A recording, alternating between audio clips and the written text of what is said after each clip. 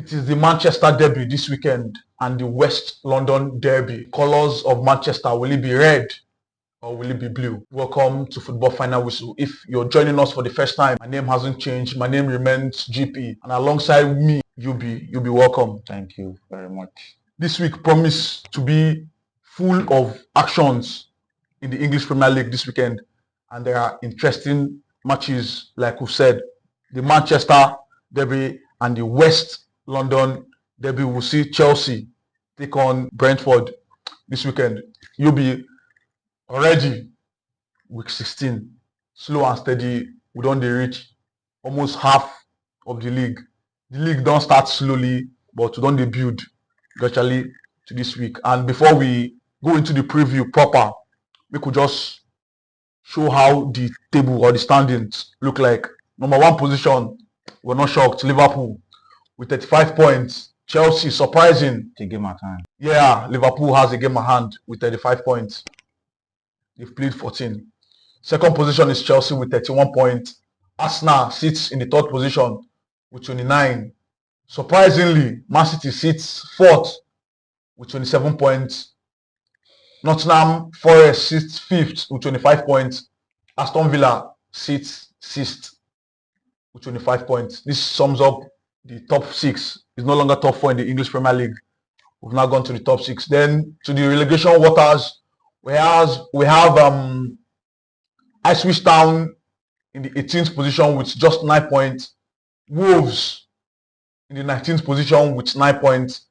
And the bottom of the English Premier League, we have Southampton in the 20th position with 5 points. We have a couple of interesting matches this weekend. The Manchester derby, the two teams seems to be struggling as of this moment. If it was some weeks back, everybody will be keeping an eye to this game, but seems the mighty have fallen and they look to be mid-team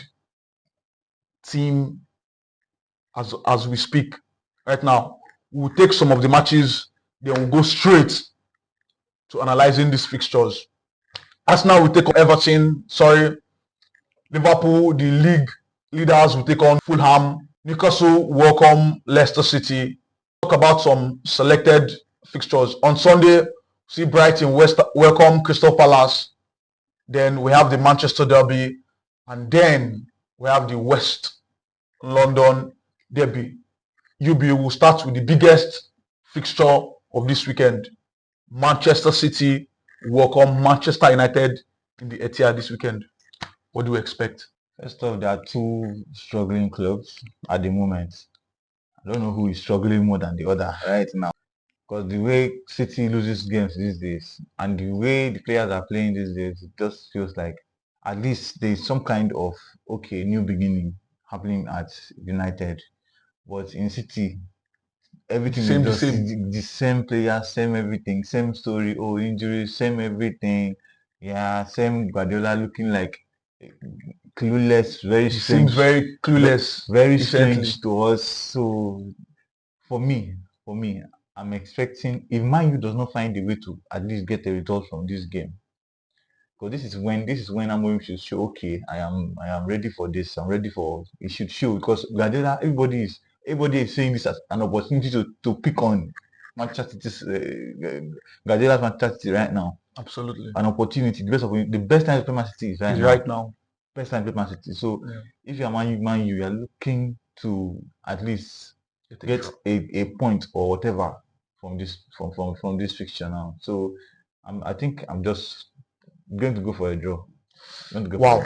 In the last 5 Premier League meetings between these two teams, they've not been a draw. It's either Man City win or Manchester United win. In fact, in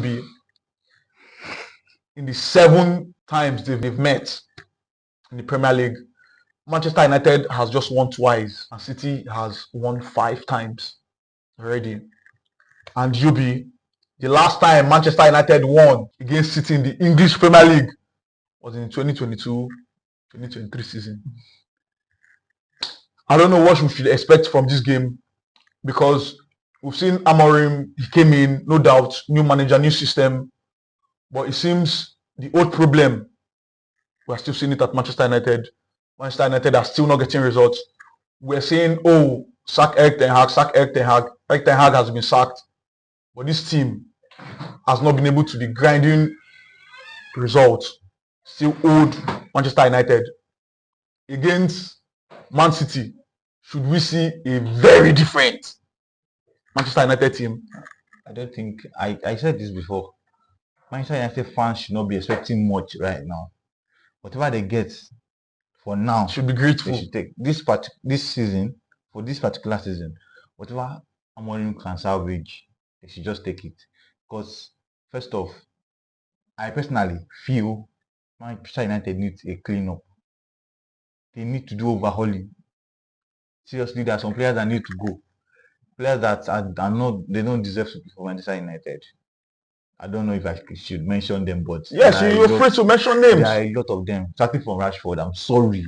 I know how Manchester United no, feel about Rashford. But with this new system of Amorim, it seems Rashford seems to have picked a little than every other person, especially with this system he's playing, the 3-4-3 formation. It's not really about what Rashford can do. We know that Rashford, if he is on his A game, he can be very. But the thing is, we don't know when that day comes because it's on and off. The main thing is, there are some games. In fact, there are most games where Rashford's attitude is just questionable, just lackadaisical. Like he doesn't give his all. It looks like he doesn't really care what comes out of this team. Yeah. I mean, he doesn't know what. I don't think he still knows what it means to play for Manchester United yet. He doesn't know, for me personally, because he's not giving all his body language. Everything just seems like he doesn't really care what's going on with the team. So I feel like Rashford, they should let him go. Let Rashford go. Chelsea scammed Manchester United and so they mess him out. that was the scam of the century. No, but with the system Amorim is playing right now, that was the same system that Mr. Man flourished under Tuchel in Chelsea. This 3-man defense. Mount flourished in that system because he had a player like N'Golo Kante to do all the runs in the midfield. Kante was front, back, Kante was defender, Kante was everything. That is why Manchester United brought Ugarte. Ugarte is not Kante. But they have, no, Ugarte is not Kante. Absolutely, I agree with you. Kante ran the whole pitch. I'm not saying Ugarte is not capable, he's capable. But then, don't forget that they also had Reece James and Ben Chilwell on the wings as wing backs to protect. Those were natural defenders that loved, not like they were attackers. Yes. They were not also full defenders. They were defenders that love going attacking forward. Yeah. Exactly. Yeah. To play this particular formation, you need that. But Manchester does. No, they don't. They do. No, they don't. Dalot right now is a rubbish. Is a defender that loves attacking. No, it's rubbish. When I mean loves attacking, how many goals do we see James score? It was a season when James was one of the top scorers in Chelsea. Yep. Even Chilwell on the other, Chilwell was also scoring goals. In fact, there was a season when defenders were high goal scorers in Chelsea. That particular season, James had a lot of goals and assists and goal contributions. Chilwell had a lot of goals. Yep. Now let's talk about Dalot. How many has he had? Dalot that is so wasteful in front of the goal. Yeah. So wasteful. And now the only person that he uses to play that position on the other end is Ahmad. Ahmad does not deserve to be there. That is what I am saying. Ahmad needs to push forward because it seems to be the only creativity that Manchester United has now. Now, Leno is back. You have Martinez. You have Maguire. You have Maguire. And you still have Delete. Find a way to get those guys in those 3 positions at the back. Those 3 centre backs. Find a way to get them there. That's what we want to play. Delete Maguire and Martinez. Take what I do. Take Mazarawi forward to that wing. Those wing backs. If you are going to manage Dalot, because it is managed on one side, take Mazarawi to the other end. Move him from that centre. Whatever he's doing in that centre back, it's not what he's supposed to be doing. Push Mazarawi to the wing back. Push Dalot to the wing back. And then just wait for Malaysia or Luke Shaw to come back or to pick up. Yeah.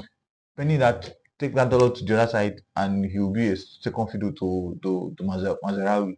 But do not play Ahmad on that wing back. You are wasting His potential. Look at how far he has to run to get to the box. Yeah. He loves to run. He loves to mark. Yeah. He marks. He gets the ball. Yeah. He speaks. Imagine if he's closer to the box, closer to the post. Imagine what that would do for Manchester United. But then you have to make him have to collect the ball from the midfield and now start running to get there. No, that's too much. That's too much. I feel like he's trying his best. He just wants people. He's still doing the same thing that Ten Hag did, trying to play people into form. Ahmad is in form. Play him in there. Push him forward. He's one of your best attacking threats right now. Yeah. Push him forward and play people. You are trying to play Mount into form. You are trying to play Rashford into form. You are looking for how to. I understand that you have to play with you have to make do with players you have, but it's everybody. You are seeing what works. Don't try to overdo. Yeah. Push Ahmad forward. Then Højlund is there. I mean, might not be the best, but then he's trying. He's going. If you create for him, he can score a few goals. Yeah. Push Fernandes forward. 2 10s. I mean, I'm not saying it's easy to coach Manchester United, but then there are things with the formation he plays. There are things that I feel like he can do better. Ugarte can still do. It's not like he's bad. When I mean he's not Kante, I'm not saying he's bad. He's okay, but then he needs to use people in the positions he's supposed to use them, and then he needs to talk to Onana. Onana is good. I'm not saying Onana is bad, but what he said at the beginning of the season, taking risk. I think he's overthinking it. Yeah. He's doing too much of it. Yeah. Too much of the risk. No, we want Onana to be a risk taker, a gambler in front of goal. He jokes with the ball when he's in front of goal. So I don't know. There's nothing any manager can do about that. No. Because even I'm sure he would have instructed Onana do this, but Onana, as the Onana we know, will always want to do what he wants to do. Then he has to take the bull by its horn. And bench Onana. Not bench Onana. I mean, that's why I'm sorry I'm bringing up Chelsea again. That's why I love the Maresca in Chelsea right now. He's not scared to make the play the rubbish, but sharp, play to my instruction. Now why I like Maresca, you no go take this rubbish from them now. Play the rubbish, but play to my instruction. See what he's saying about Sanchez. He said, Sanchez, yes, I'm the one I tell you to do it. He's making a mistake. Now me say make a plan like that. If the day you stop to play like that, go to the bench. Go chop bench. No be lie. Go chop bench. We don't talk about Man U. Talk about Man U. Manchester City. What did they go on with this team? Because the Manchester City way we see now, no be the Manchester City way we know. No be Manchester City way starts this season. And everybody on the talk say, na injury. But at a point, injury na part of the game. So no fit use injury as an excuse. So which kind Manchester City, sorry, we go see against Manchester United for Etihad? For a few seasons now, Chelsea been get their own injuries this season. As if you for Last season, last 2 seasons ago, yeah. Man U self get their own. I think Man U at some point they had 16 players out injured. Everybody has had their own fair share of injury. So now City don't be this. It is time for us to agree that Guardiola is actually clueless at this point. Luis is a defensive midfielder naturally. The fact that he's taken to the wing doesn't mean that that's the way he plays. He's a defensive midfielder naturally. Lewis. Rico Lewis. Yeah. So he can play in that position if you are missing. Well, he has natural defensive midfielders. He has Gundogan. Gundogan is not a defensive midfielder. He has Kovacic. Kovacic is injured. He's injured? Yes. Wow. Kovacic has been out injured for a while. Wow. But first, Kovacic too is not a defensive midfielder. He has people that he can use as defensive midfielders. Now, my question is, that should not scatter your whole team. Your defensive midfield should not scatter your whole team. It should not be. I mean, you are Guardiola for crying out loud. The man that always has the answer to all problems. Different formation for every single every game. Come on, what's going on? I mean, that's midweek Champions League. We saw Juventus blow them away. They didn't play bad in that game, but we're not seeing that Man City that even after you scored in the first goal, they are like, They'll we'll come back. beat you, Yes, we'll beat you. we'll come We're back. not seeing that thing. We're not seeing that. Once, in fact, these days, once you score Man City first, that's the end of the game. Just know that they are from there, they are gone. They are gone because no deal to. I watched the Champions League. I think their second Juventus second Second goal. goal. Walker has forgotten how to play, how to do what he knows to do best. Walker, how to run. There's a ball that came outside. Walker was thinking about running. He said, "No, I'm not running. I'm not doing it." I'm so very well that he attacks that ball, ran for that ball. Vlahovic should not cross that ball. So I feel like Manchester City has a lot of issues, and one of the issues is that the players, I don't think they understand what is required from them anymore. They are not getting Guardiola anymore. I don't feel like they're getting him anymore. And this one is extended his contract. So that particular match, I feel like I don't think anything is going to change.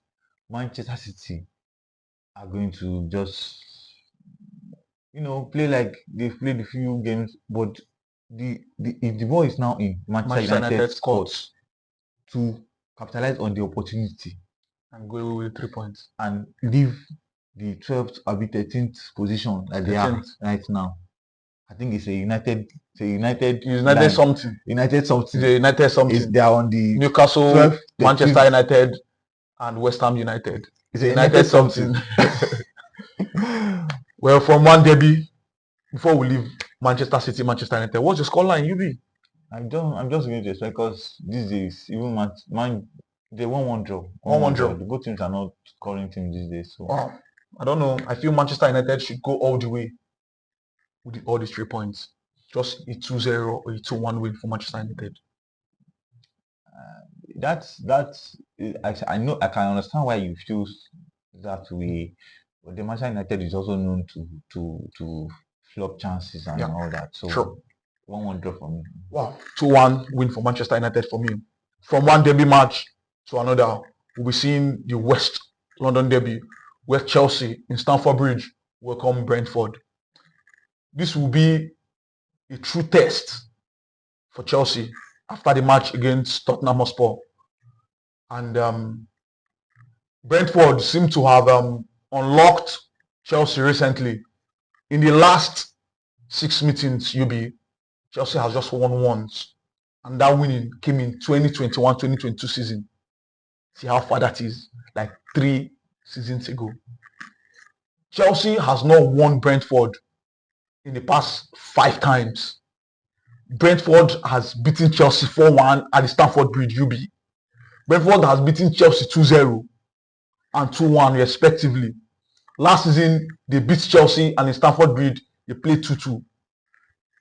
Chelsea, can they win against Brentford? Because Chelsea seem to have found the fear factor that we know Chelsea to be a few seasons ago.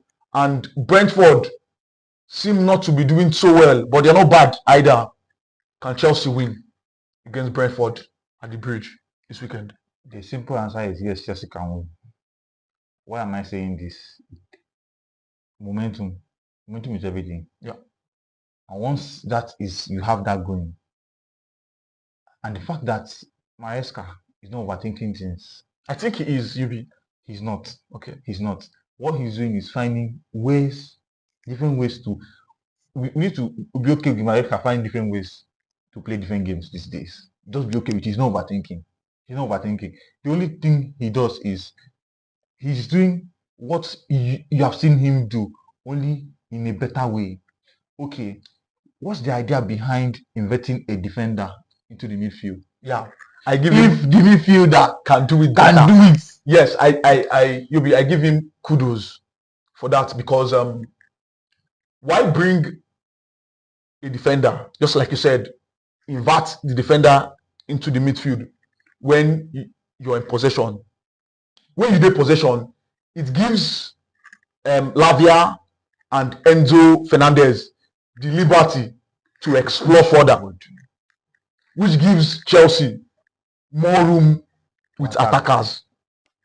So if Caicedo leaves the right back and comes to the midfield, he has congested that midfield. And when Chelsea lose possession, he returns. There are people to. So kudos. We know to that. We know Caicedo is good at winning the ball. Yes. So we know his defensive side is not sleeping. Yes. He can cover that side. Yes. Now, in a situation where it's not working, I love Maresca because he does not waste time to make his changes. Remove Lavia. There is no time. There is no time to waste. Yes. That's the kind of coach I'm talking about. He's not the one that is stubborn. What I tried did not work. Till 75 minutes, 80 minutes. What I tried did not work. No. Let's leave it there. No, now it does not waste time. Yeah. Okay, true. This one no work. Okay, let me try something a bit different. Yeah. All those in-game tweaking, in-game management. Maresca has it. Absolutely. That's what I absolutely love about Maresca. Now, the game against Brentford. We all know Brentford they score goal for fun these days. And they score early too. Yeah. Mbemo is in form.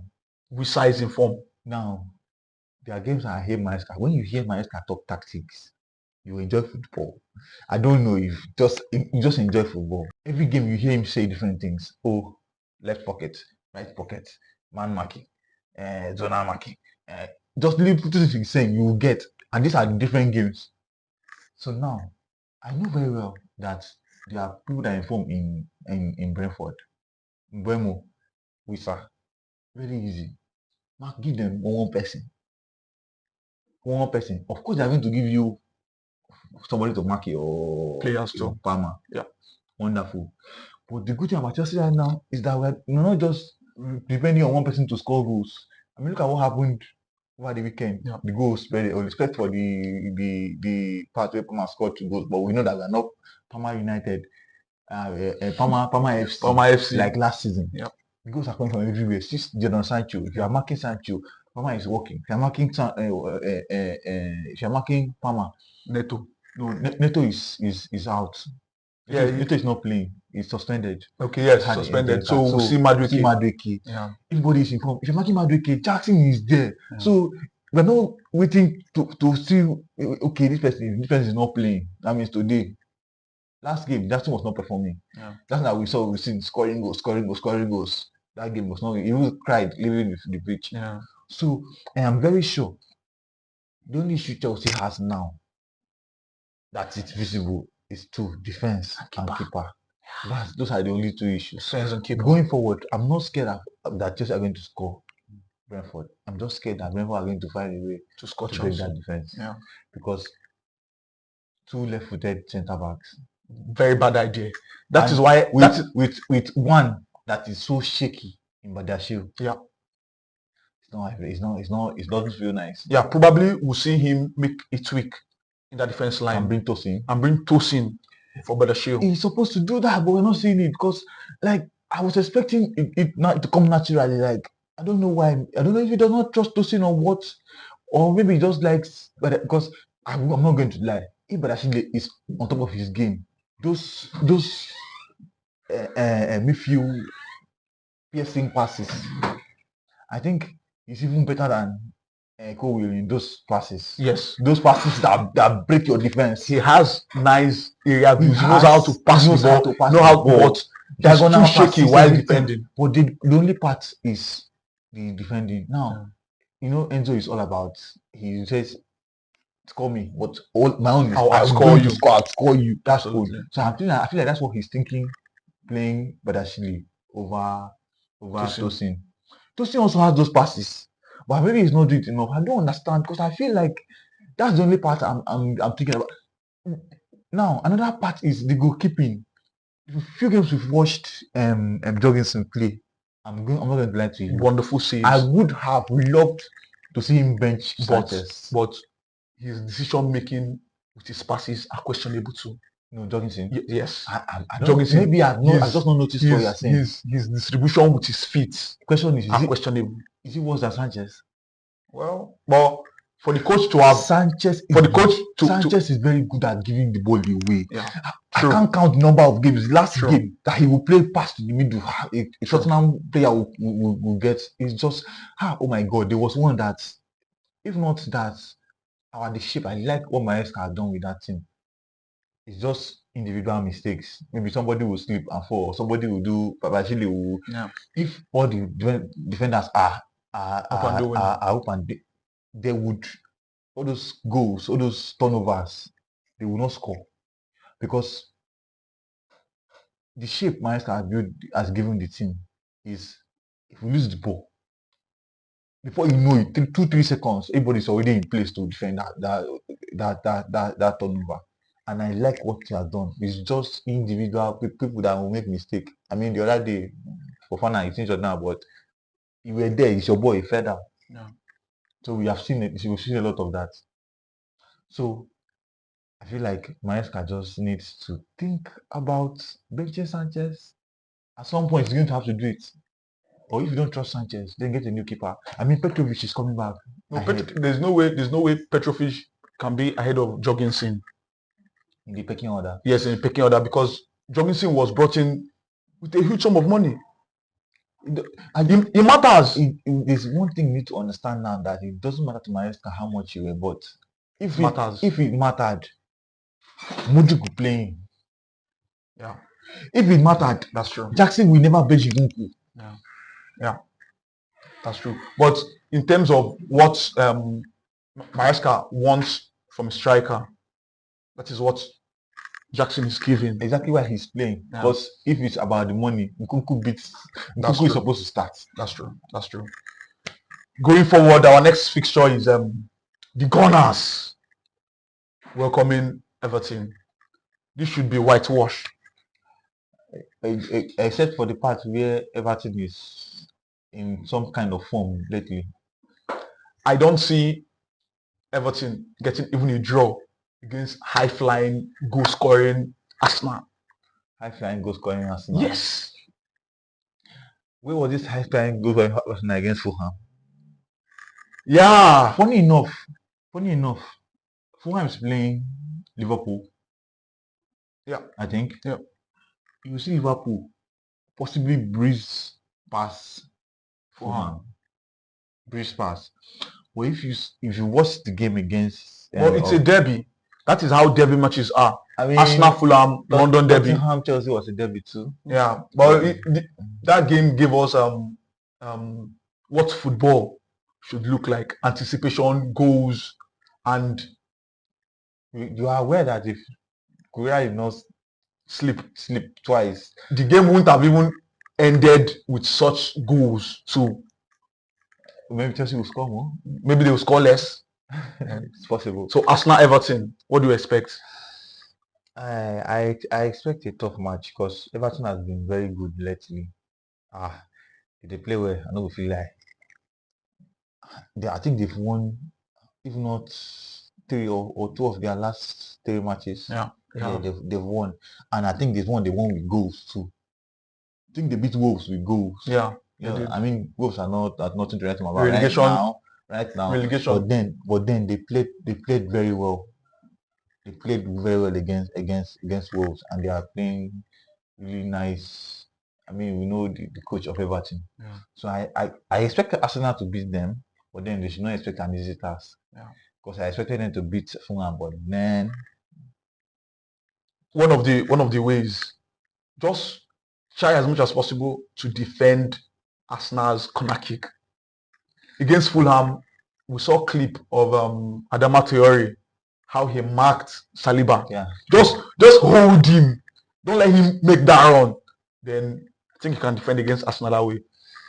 Will Everton really do that? That is the thing. They can. I feel like if Everton are going, if Arsenal are going to beat Everton, it's not going to be through set piece. Sondheim is a set piece lord. I'm glad that you remember. Sondheim is a set piece lord. That is basically what, in fact, yes, he loves set pieces. Arsenal is assistant coaches that are coaching set pieces. Sondheim is himself coaching set piece. Yeah. He has Tarkowski. He has people to do the job. So I feel like if Arsenal is going to beat Everton, it's not going to be like Man U using set piece to not set piece goals. Now they're going to have to play the ball on the ground floor to beat Man U, to beat Everton. Scoreline UB. A simple 2-1. Simple 2-1 to the Gunners. to the Gunners. Wow.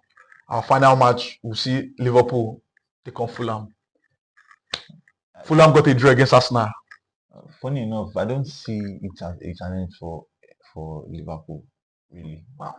really, yeah, I don't see it as a challenge because the way Liverpool play, they always find a way to muzzle out a win or get a result somehow.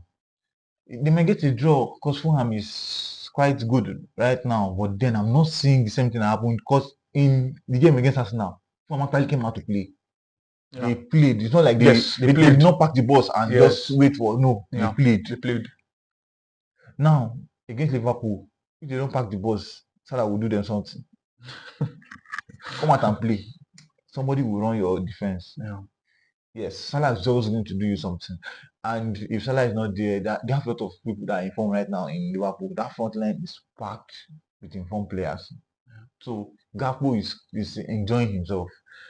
We have Nunes enjoying himself. So I just feel like it's not going to be as difficult as Fulham against Arsenal. I feel like Liverpool is going to get a result from that, a good result actually from that game. Wow, Liverpool will get a good result from that game. Before I finally go, I want to take your combined 11 in the Manchester derby. Combined 11. Combined 11. Yeah. Okay. Starting from the post. Of Manchester course. derby. I know he's not here right now, but personally, Yeah. I'm going to surprise you. Yeah. Messi is a goalkeeper. You serious?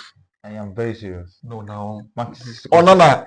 Onana should. Haba. Oh, please. With how bad Manchester City are playing, Please. with the goals they are conceding. Ortega. No, that's not fair. Ortega for me. Onana stays there.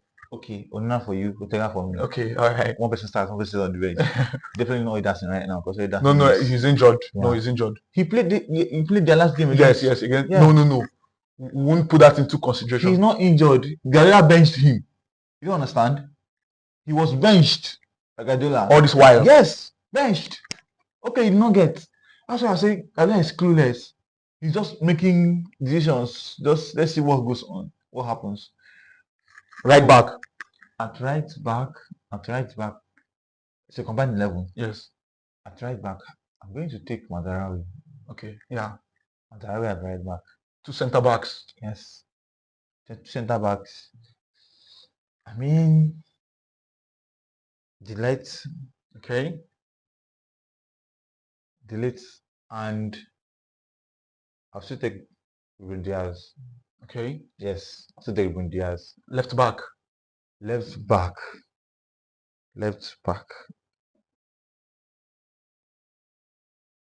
Vadio does not come close to this. Combined 11 does not come close. He makes a lot of blunders. These days, he's playing like the 21-year-old that he is. A lot like that. So I'm going to take. Let's just leave that out there.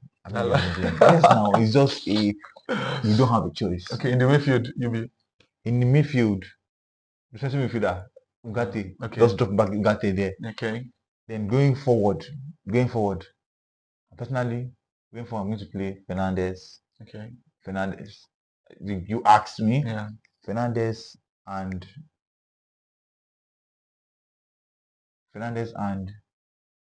I play Ahmad. Wow. So far, it has been all Manchester United, apart from one centre back and the keeper. Wow. Now let's go to the the attack. The attack. Yeah. Personally. Yes, of course. Doku. Haaland. And then give me on a good day, very nice Savinho. All right. You see all those Rashford and nowhere to be found. And Garnacho, throw them inside the bush, please. Wow. Nowhere near this thing. I'm not talking about the other one, Anthony. I don't know if you see the footballer. He has not been playing for a while now. He's a dancer. He changed career. Maybe, of course, he's a dancer. We've heard UB's combined 11 in the Manchester derby. Do well to go to the comment section. Drop your own combined 11 and your prediction. UB said draw 1-1. Yeah? Yeah, 1-1 draw. 1-1 draw. And I said 2-1 to Manchester United. Guys, don't forget to subscribe, like for more football fans reaction.